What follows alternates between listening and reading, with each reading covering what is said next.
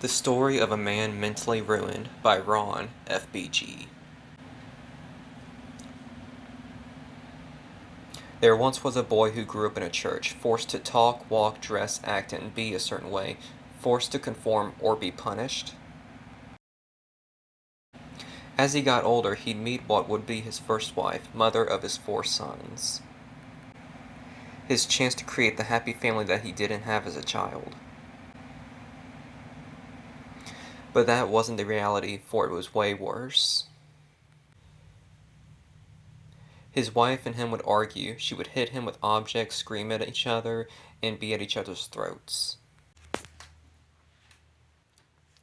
While his kids, no matter how much he bought them clothing, went to individual restaurants for each of them, just so they could have the dinner of their choice, they were ungrateful. Depressing, isn't it? I think so. They would later divorce, burdening him with the child support, losing his expensive house, his mint-condition Mustang, and so much more, essentially leaving him to start over. While all felt lost, and his world just didn't seem to feel easier no matter how hard he tried. He met someone else, years later, a mother of 3. Could this be his last chance of having a happy family? With already burdened with resentment towards his own family and the family he created, he took his chance. Things started off great. He courted her, wooed her, and showed her that he was there to be a potential partner and father to a fatherless home. After things got comfortable, he began to notice things.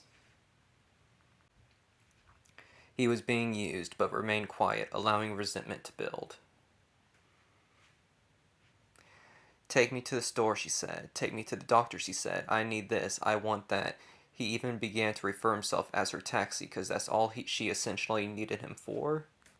And free food, that is. Free food for a family of 6 is worth keeping him around, right? He would call her out, but she'd deny his claims because she loved him. You could tell that it was a lie by reading the room. One day his car broke down. It was down for weeks. His job fired him, into which the woman said in front of her family angrily, "If he doesn't have a car or money, why should I even keep him?" Despite this toxicity, knowing he's being used, they stay together and several years later get married. Big mistake. Am I right? His resentment of his past and current continued to eat at him. Day after day, year after year, he became more unbearable. We all blamed him in his words and actions, but never considered or spoken about the causation.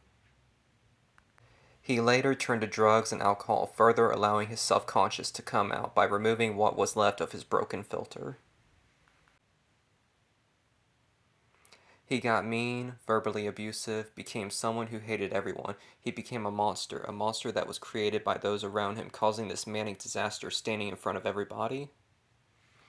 It became too much. She was later chased off by her son and told to never return. Later got divorced again, making that his 3rd failed attempt at happiness. As resentment further grew, he became belligerent and so sick that he was overdosing, getting drunk more, and even tried burning a neighbor's house down. That's pretty crazy.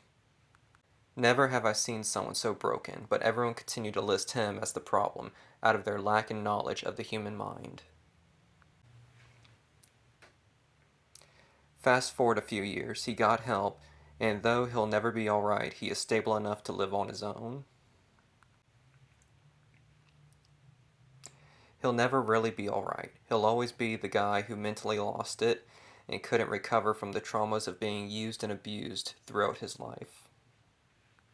But he is alive, with no one to truly love him, only to keep him stable until his final breath, knowing that he'll quickly be forgotten.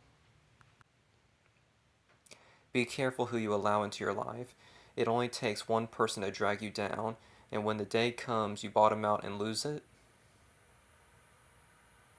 you'll be listed as the problem, not those that have caused it.